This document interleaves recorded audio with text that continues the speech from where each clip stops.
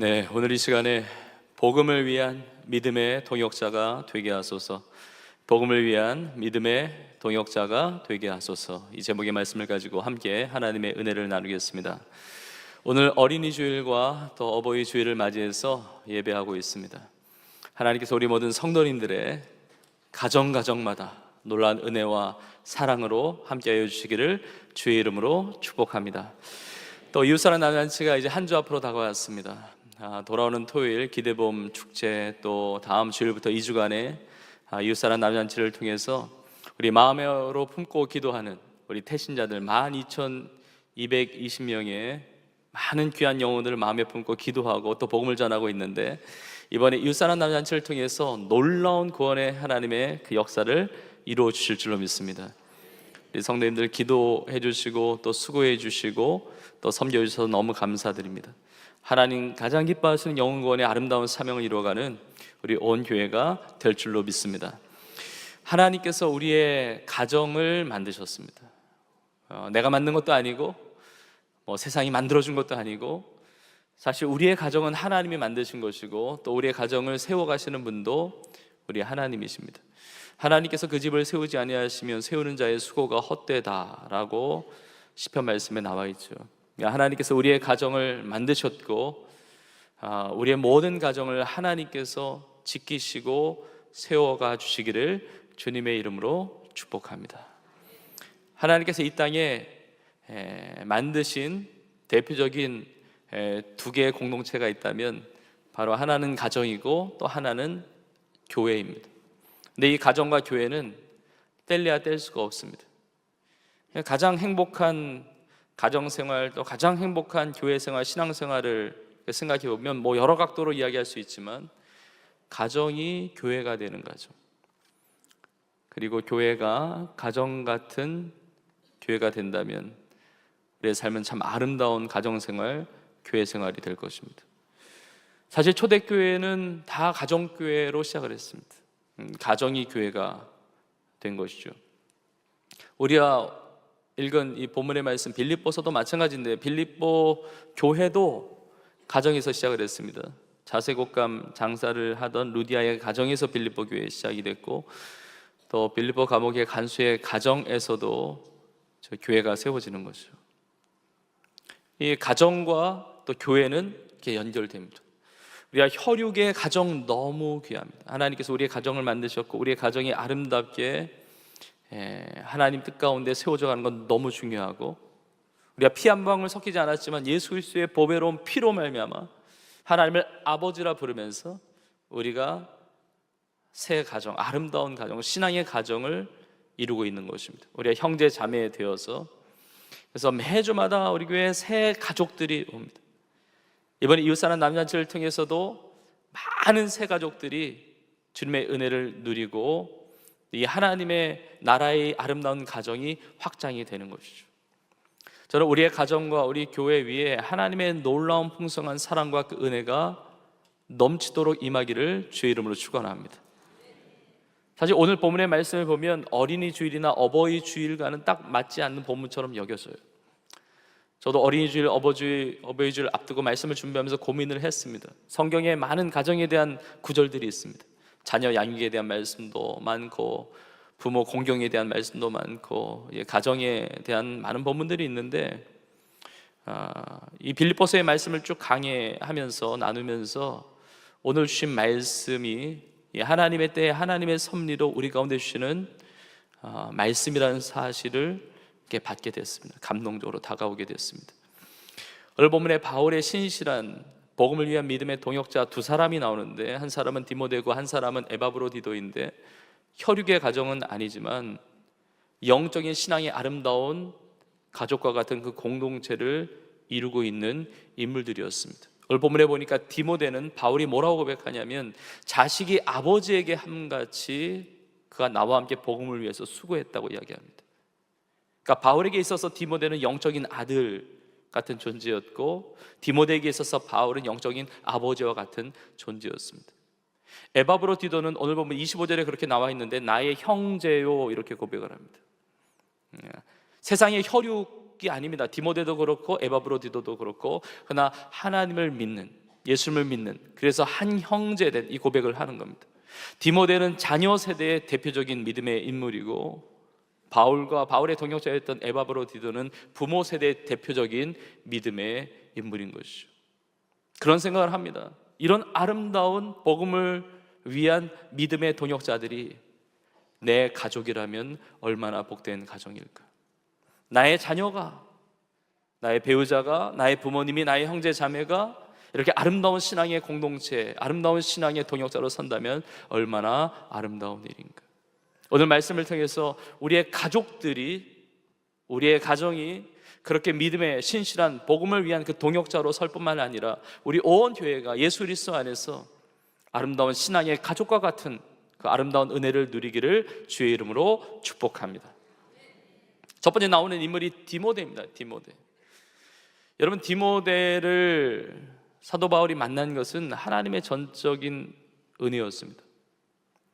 바울이 언제 디모데를 만났냐면 2차 전도 여행 때, 2차 선교하는 동안에 만나게 됐는데, 그러니까 성령의 인도함 가운데 그 복음의 사역을 하는 중에 만나게 된 것이죠.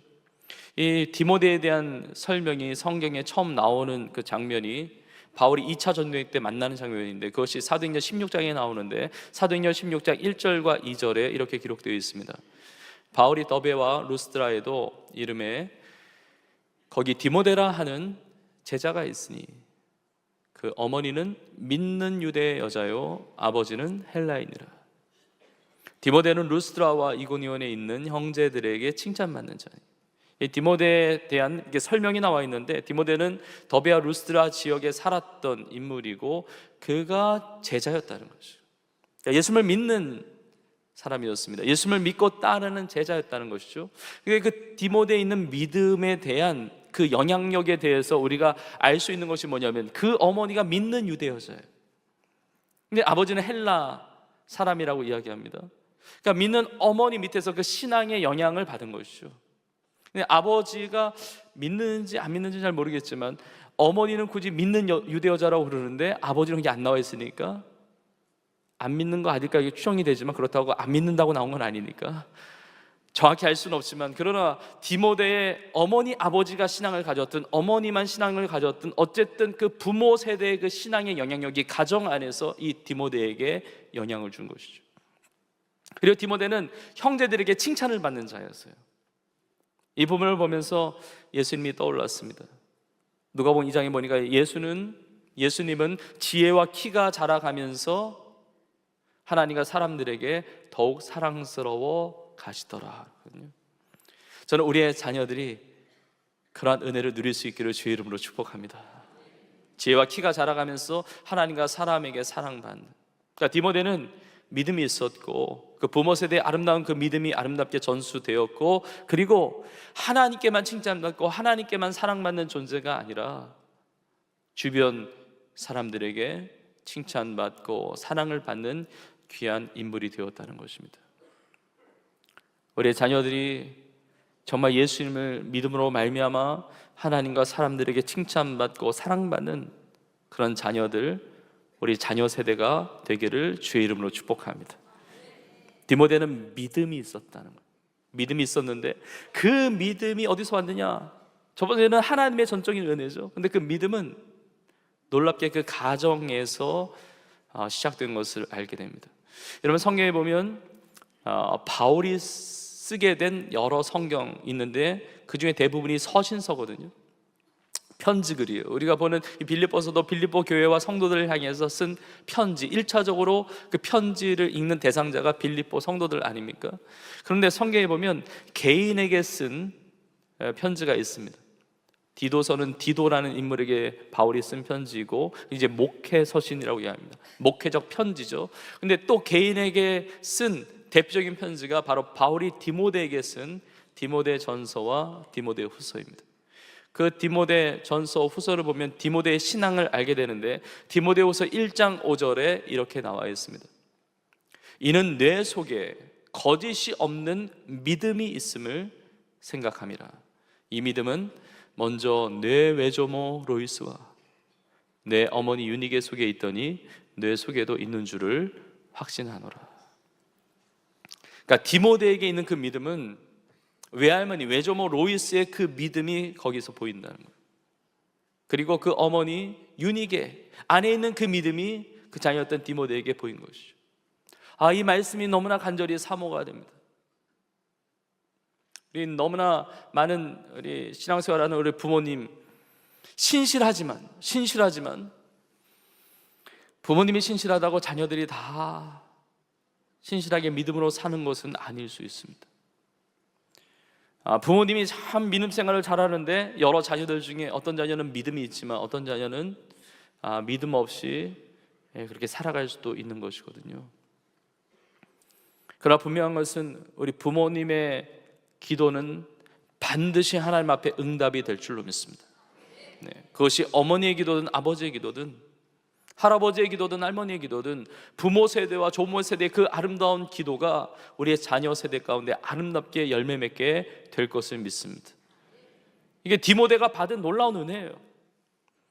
외할머니 외조모 로이스의 믿음이 그 데에서 끝난 게 아니라 그의 딸이었던 그 디모데의 어머니였던 유니게, 그 믿음이 전수가 되는 거거든요.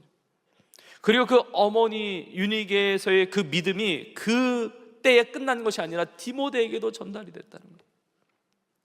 이런 가정에서의 교육은 참 중요합니다. 가정 안에서의 신앙, 부모님의 신앙이 영향을 주거든요. 우리 교회도 우리 다음 세대, 우리 자녀 세대를 아름답게 정말 귀하게 양육하고 있습니다. 우리 드림모노체 우리 자녀들이 있고 또 우리 사랑모 지체들도 있고 또 글로벌 선교에 우리 귀한 자녀들이 다 있습니다. 근데 우리 자녀들 신앙생활 하는 거 보면 부모님의 영향력이 거의 절대적입니다. 부모님의 신앙이 없는데 교회를 다니고 신앙생활하는 아이들도 있지만 드물어요. 대부분의 아이들이 어머니든 아버지든 혹은 양쪽 다 예수를 믿고 신앙생활을 잘할 때 그 아름다운 영향력이 자녀들에게 이루어져 가게 되는 것이죠. 저는 이 시간 예배드리고 있는 부모 세대, 우리 조부모 세대, 우리 성도님들의 그 기도와 그 아름다운 이 신앙의 이 믿음의 아름다운 그 유업이 우리의 자녀들에게까지 더 놀랍고 풍성하게 흘러갈 수 있기를, 임할 수 있기를 주님의 이름으로 축복합니다. 근데 디모데는 우리 엄마 예수님 믿었던 엄마야, 우리 할머니 예수님 믿었던 할머니야, 이렇게 끝난 것이 아니라 그 가정 안에서의 아름다운 믿음의 역사가 있었는데 그 이유를 우리가 또 보게 되는데 디모데후서 3장 15절에 이렇게 나와 있습니다. 또 어려서부터 성경을 알았나니 성경은 능히 너로 하여금 그리스도 예수 안에 있는 믿음으로 말미암아 구원에 이르는 지혜가 있게 하느니라. 디모데는 신앙의 가정에서 자라났는데 어려서부터 성경을 알았다는 겁니다. 근데 이 문맥을 보면 디모데가 가정에서 성경 교육을 받은 거예요. 성경 말씀 그대로 부모는 주의 교훈과 훈계로 자녀를 양육한 것이죠. 하나님의 말씀, 그 말씀으로 말미암아 구원에 이르는 지혜가 생기게 됐어요. 여러분, 우리 아이가, 우리의 자녀들이 예수를 믿고 구원을 받는다면 여러분 그것보다 더 큰 복이 있을까요? 정말 내 자녀의 심령 속에 그 믿음이 있다고 한다면 다른 것이 좀 부족해도 성적이 좀 부족하고 친구 관계가 좀 부족하고 삶에 어떤 어려움이 있다 할지라도 하나님께서 믿음 있는 그 자녀, 구원받는 자녀 하나님께서 책임져 주실 줄로 믿습니다. 여러분 부모로서 자녀에게 무엇을 주기를 원하세요? 성경 말씀을 통해서 구원에 이르도록. 물론 부모님이 그 성경을 가르친다 할지라도 아이들이 다 성경 말씀을 그대로 받는 것은 아닐 수 있습니다. 그러나 부모에게 허락해 주신 주님의 자녀, 부모의 사명과 역할이 있다고 한다면 하나님의 말씀 성경을 가르치고 하나님의 말씀으로 말미암아 구원받게 되는 하나님의 신실한 자녀로 성장하도록 돕는 것, 그것이 부모의 역할이 아니겠습니까? 성경에 관련된 잘 알려지고 우리가 잘 아는 그런 말씀이 바로 이 바울이 디모데에게 한 이 디모데 후서에 나와 있는데 그 다음 구절이죠. 디모데후서 3장 16절과 17절 이렇게 나와 있습니다. 우리 한 목소리로 같이 읽겠습니다. 모든 성경은 하나님의 감동으로 된 것으로 교훈과 책망과 바르게 함과 의로 교육하기에 유익하니 이는 하나님의 사람으로 온전하게 하며 모든 선한 일을 행할 능력을 갖추게 하려 함이라. 아멘. 이런 부모님이 자녀들을 교훈합니다. 그리고 책망할 때가 있습니다. 혼낼 때가 있어요. 바르게 하고 의로 교육해야 되는 것이죠. 그러나 성경을 가르치고 하나님의 말씀이 자녀의 삶에 임하게 되면 그 말씀으로 말미암아 교훈을 받고 그 말씀으로 말미암아 책망을 받고 바르게 되고 의로 교육함을 받아서 하나님의 사람으로 온전하게 되고 모든 선한 일, 하나님 나라의 그 아름다운 일들을 이루어가는 그 능력을 갖게 된다는 것입니다. 우리 교회에서도 자녀들을 하나님의 말씀으로 가르칩니다. 정말 하나님의 말씀을 대적하고 하나님의 말씀에서 빗나간 이 세대의, 이 세상의 문화와 가치와 분위기와 정서와 여러 가지 흐름들이 있지만 하나님의 말씀에 바로 서서 하나님의 뜻을 분별하고, 교회에서도 가르치지만 우리 교사 선생님들을 통해서 가르치지만 그러나 가정에서 아버지 어머니들이, 할머니 할아버지들이, 부모 세대와 조모 세대가 우리 자녀들 아름답게 양육할 때 디모데와 같이 아름다운 믿음의 동역자로 서는 귀한 역사가 있게 될 줄로 믿습니다.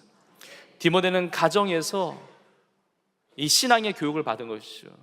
근데 부모의 입장에서 보면 디모데를 그렇게 가르치고 양육하고 세워갔다는 것이 너무 귀한 것이고, 디모데 입장에서 보면 디모데가 믿음 가운데 산 것 자체가 그 어머니와 할머니에게 얼마나 큰 기쁨이 됐겠습니까? 신앙이 있는 부모님에게 있어서의 최고의 효도는 신앙생활을 잘 하는 겁니다. 우리 성도님들 기도의 제목을 보면 자녀가 믿음 없이 방황하면 1순위가 자녀의 믿음을 갖기 위해서 자녀의 구원을 위한 기도가 1순위예요. 만남의 복, 진로의 복, 학업의 어떤 지혜의 복, 이런 것들 다 기도하지만 그 자녀의 구원과 자녀의 믿음을 위해서 기도한단 말이죠. 근데 이 디모데는 부모님의 기쁨이 되고 그 부모 세대의 기쁨이 되고 정말 효도하는, 주 안에서 공경하는 디모데였다는 것입니다. 여러분, 우리도 그렇게 신앙 가운데 아름답게 쓰임 받아서 정말 믿음 가운데 살아서 우리 부모님, 우리 부모 세대에 정말 기쁨이 되는, 그리고 넘어서 우리 주님 앞에 기쁨이 되는 우리 모두가 되기를 주의 이름으로 축복합니다. 근데 디모데가 그렇게 가정 안에서 신앙이 아름다운 은혜를 누렸는데 또 감사한 것은 뭐냐면 바울이라고 하는 영적인 리더, 영적인 멘토, 영적인 아버지를 만나게 되었다는 것입니다. 저는 나에게 부모님이 안 계신다 할지라도 디모데와 같이 바울을 그렇게 섬겼듯이 우리의 부모 세대를 신앙 가운데 그렇게 섬기기를 원하고, 나에게 자녀가 없다 할지라도 우리 자녀들의 세대를 바울이 영적인 아들이었던 디모데를 그렇게 함께 섬겨주고 세워주었듯이 우리 성도님들이 우리 자녀 세대의 멘토가 되고 리더가 되고 정말 영적 아비, 영적 어미와 같이 아름다운 신앙의 본을 보이면서 복음을 위한 신앙의 동역자로 살아가는 은혜가 있기를 주의 이름으로 축복합니다. 디모데는 정말 그런 복음의 동역자였습니다. 오늘 보면 21절에 보니까 다른 사람들은 다 자기 일을 구하고 그리스도 예수의 일을 구하지 않았는데, 그 얘기는 뭡니까? 디모데는 그리스도 예수의 일을 구했다는 겁니다. 그리스도 예수의 그 복음을 위해서 바울과 늘 함께하면서 동역자가 되었다는 겁니다. 빌립보 지역에도 함께했습니다. 빌립보 교회 세우는 데에도 디모데가 함께했습니다. 데살로니가 지역에서도 바울과 함께했고, 베레아 지역에서도, 에베소 지역에서도, 지금 이 편지를 쓰고 있는 로마의 감옥에 바울이 들어가 있을 때에도 바울의 귀한 돕는 자, 협력자가 되었던 것이죠. 그렇게 신실한 동역자가 내 자녀이고 그 신실한 동역자가 내 부모님이라면 얼마나 복되겠어요. 디모데가 받은 복, 이 바울이 받은 복, 우리에게 주시는 그 복이 될 줄로 믿습니다. 지금 바울이 빌립보 성도들에게 편지하면서 이 디모데를 빨리 보내기를 원해요. 이 편지를 들고 가야 되거든요. 근데 여러분, 그 당시에 편지를 쓴다는 것은 오늘날과 좀 차원이 다릅니다. 오늘날은 내가 만날 수 있고 내가 갈 수 있고 또 내가 연락할 수 있는데 내가 편지도 쓰고 내가 문자도 보내고 이런 차원이 아니라 그 당시에는 만날 수가 없는 겁니다. 갈 수가 없는 겁니다. 그러니까 편지가 모든 일을 다 대신해야 됩니다. 그러니까 이 편지를 들고 가는 사람이 중요해요. 왜냐하면 이 편지로 다 표현을 못하니까 이 들고 가는 이 사람이 바울의 마음을 전달해야 되고 바울의 상황도 이야기해 줘야 되고 묻는 것에 대답해 줘야 되고 같이 이 마음을 같이 하면서 나누어야 되거든요. 그러니까 바울에게 있어서는 편지를 쓰는 것도 중요한데 이 편지를 누가 들고 갈 것이냐 이걸 정하는 게 굉장히 중요한데 바울에게는 그 일을 믿고 맡길 수 있는 디모데가 있었다는 것이죠. 여러분, 나의 일도 중요하지만 주님의 일, 주님이 기뻐하시는 일을 믿고 맡길 수 있는 사람이 있습니까? 주님의 일을 함께 고민하면서 내 일을 믿고 맡길 수 있는, 그리고 맡아서 그 신뢰감을 가지고 이루어갈 수 있는 그 사람이 나의 가족이라고 한다면 얼마나 기쁘고 얼마나 감사한 일이겠습니까? 그리고 그러한 사람이 우리 성도님들이고 또 우리 동역자들, 우리 교회에 많은 우리 분들이라고 한다면 얼마나 감사하겠습니까? 바울과 디모데는 그런 관계였다는 거예요. 여러분, 우리의 가족도 바울과 디모데와 같이, 또 우리 교회도 바울과 디모데와 같이 이렇게 주의 복음을 위해서 함께 할 수 있는 그 놀라운 귀한 은혜가 있기를 주님의 이름으로 축복합니다. 두 번째로 나오는 인물은 에바브로디도인데, 여러분, 에바브로디도도 마찬가지입니다. 디모데와 공통점이 있습니다. 오늘 본문에 보니까 반복되는 표현이 있는데 함께라는 단어가 여러 번 나와요. 디모데는 누구냐? 22절에 보니까 나와 함께 복음을 위해서 수고했다고 이야기합니다. 그러니까 디모데도 바울과 함께 했죠. 근데 에바브로디도도 마찬가지예요. 25절에 나와 있는데 나의 형제요, 그렇게 표현한 다음에 뭐라고 나와 있냐면 함께 수고하고 함께 군사된 자라고 이야기합니다. 함께 했어요. 함께 수고하고 함께 군사된 자, 자기 일에 얽매이지 않고 주의 복음을 위하여 함께 믿음의 동역자로 섰던 사람이 바로 에바브로디도였다는 것입니다. 여러분, 함께 한다는 것이 너무 중요합니다. 가정은 함께 하는 것이죠. 교회는 함께 하는 것이죠. 내가 아무리 실력이 많아도 함께 하지 않으면 소용이 없어요. 내가 아무리 돈이 많아도 자기만 움켜쥐고 있으면 아무 소용이 없는 것입니다. 함께 하는 자가 너무 중요하거든요. 근데 에바브로디도가 그렇게 함께 하는 자였는데 이 에바브로디도에 대한 설명이 오늘 본문 외에는 다른 성경에 나오진 않아요. 그러니까 오늘 본문을 통해서 우리가 알 수 있는 것인데 이런 설명이 덧붙여져 있습니다. 나의 형제요, 함께 수고하고 함께 군사된 자요, 그 다음에 보니까 너희 사자로 나의 쓸 것을 돕는 자라, 이렇게 얘기합니다. 너희 사자로라는, 너희라고 하는 것은 빌립보 성도들이에요. 빌립보 성도들의 사자, 메신저, 빌립보 성도들의 심부름꾼으로 나의 쓸 것을 돕는 자다. 이것이 무슨 의미냐면 사도 바울이 복음을 전하다가 로마 감옥에 갇혔는데 어려움을 당하고 있잖아요. 그 어려움을 당하고 있다는 소식을 빌립보 성도들이 들은 거예요. 그래서 바울을 돕기 위해서 헌금을 모았습니다. 헌금을 모아가지고 이 헌금을 바울에게 전달해 줄 사람이 필요한 거예요.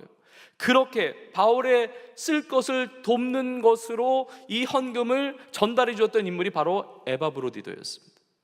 여러분들, 그 당시에 만만치 않았을 것입니다. 여러분, 빌립보 지역에서 로마까지 굉장히 멀어요.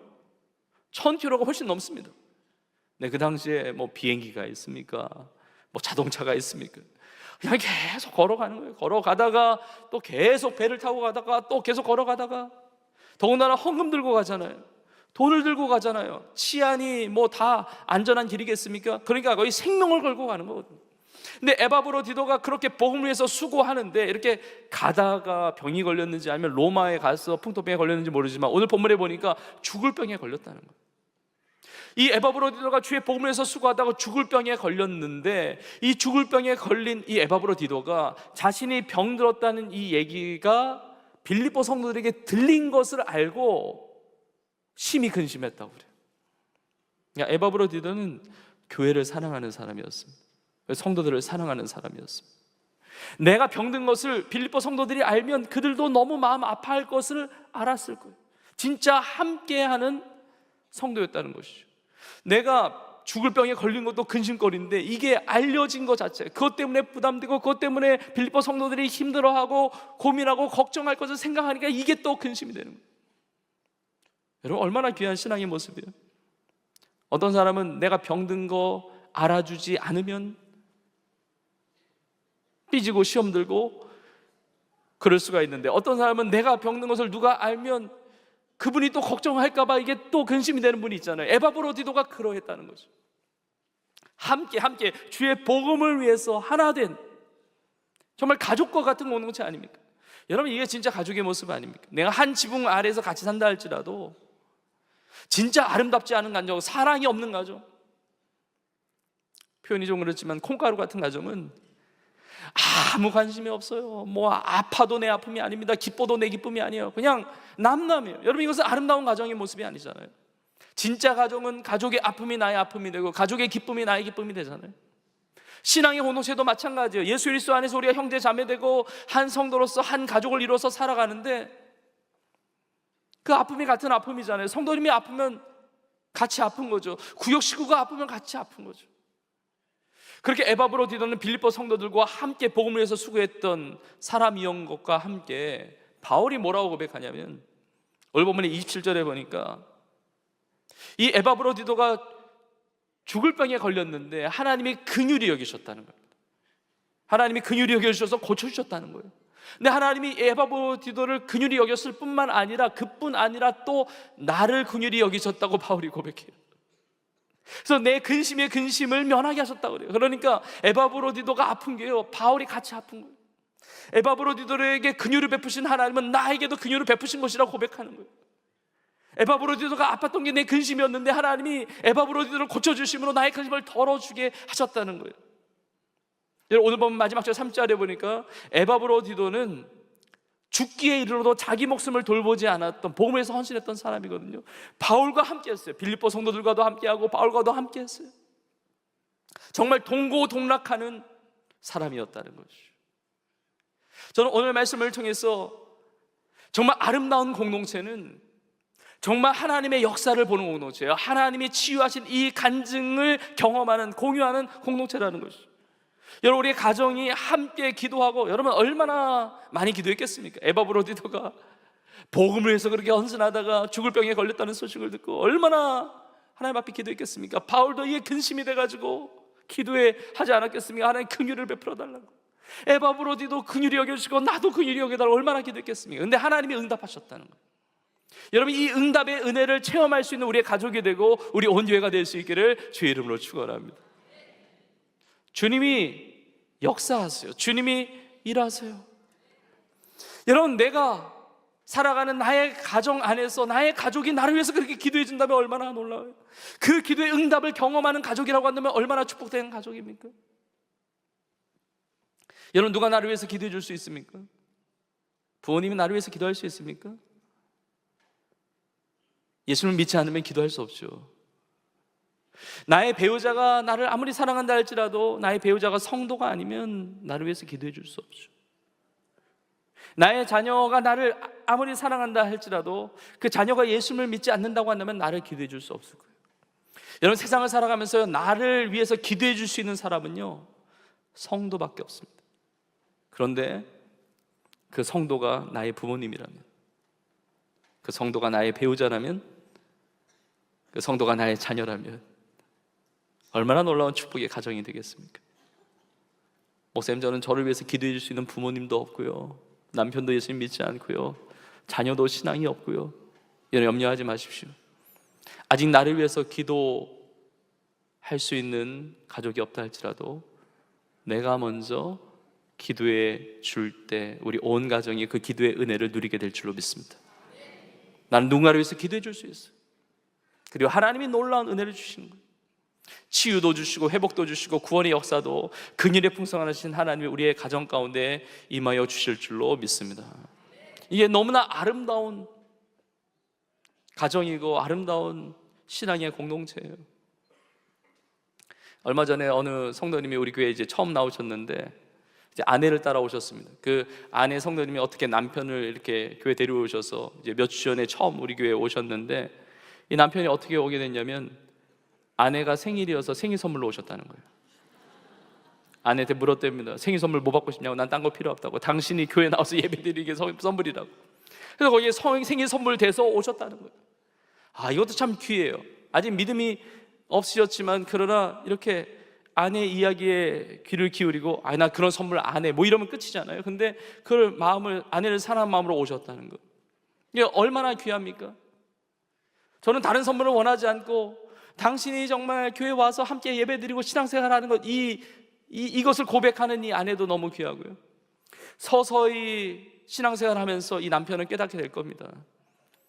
내가 교회에 온 것이 아내를 위한 나의 선물만이 아니라 나를 위한 아내의 선물이었다는 것을, 가장 축복된 선물인 하나님의 그 구원의 은혜, 그 신앙의 축복, 그 은혜를 함께 누릴 수 있는 부부가 되고 가족이 된다는 것은 얼마나 놀랍습니까?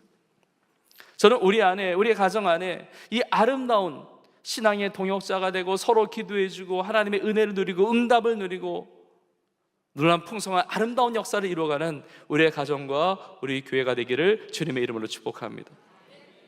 저는 말씀을 마무리하면서 어린이 주일, 어버이 주일을 앞두고 이렇게 기도하면서 우리 성도님들의 가정을 위해서 중보할 때 하나님께서 제 마음 가운데 두 가지의 키워드를 주셨어요. 오늘 말씀도 하나님의 은혜로 이렇게 준비하게 하셨지만 두 가지의 그 키워드를 주셨는데, 하나는 뭐냐면 소망이라는 것이고요, 두 번째는 부흥이라는 마음을 주셨어요.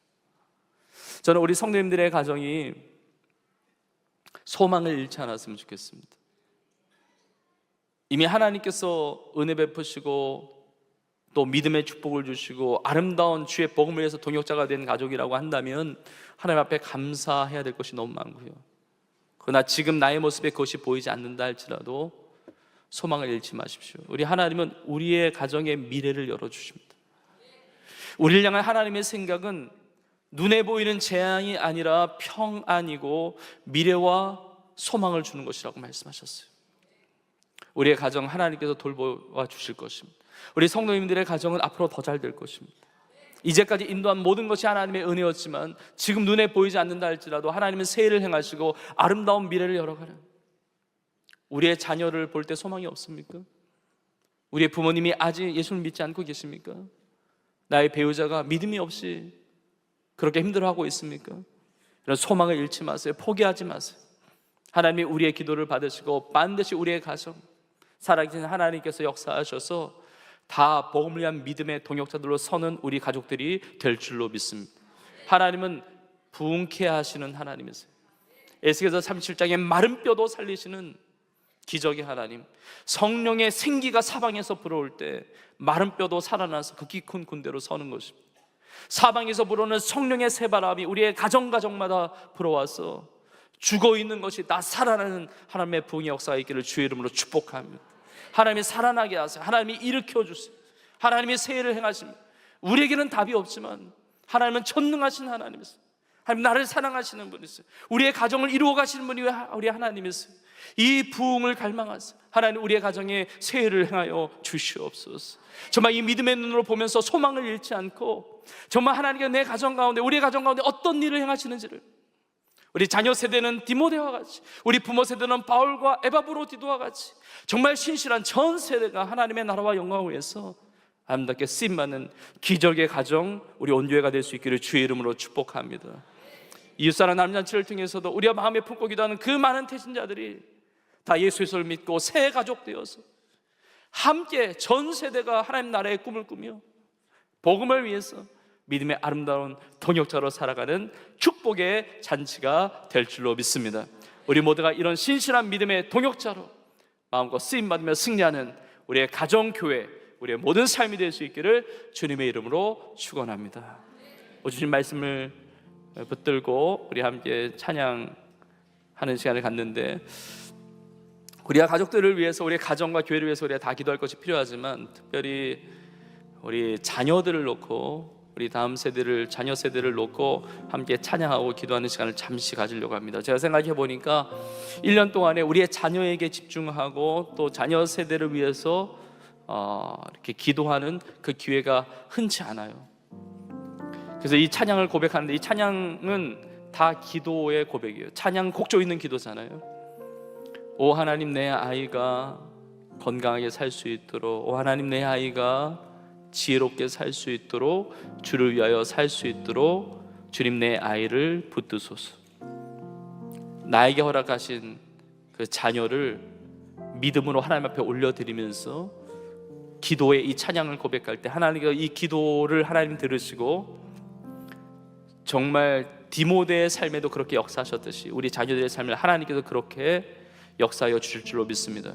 그리고 나에게 내 몸으로 나온 내 자녀는 아닐지라도 바울에게 영적인 아들이었던 디모데가 있었듯이 우리 자녀 세대를 놓고 우리 교회의 많은 아이들과 우리 청소년들과 우리 다음 세대 자녀들이 있습니다. 그 자녀들을 위한 기도로 올려드리면서 이 찬양을 고백하며 주 앞에 나가겠습니다. 함께 찬양하겠습니다.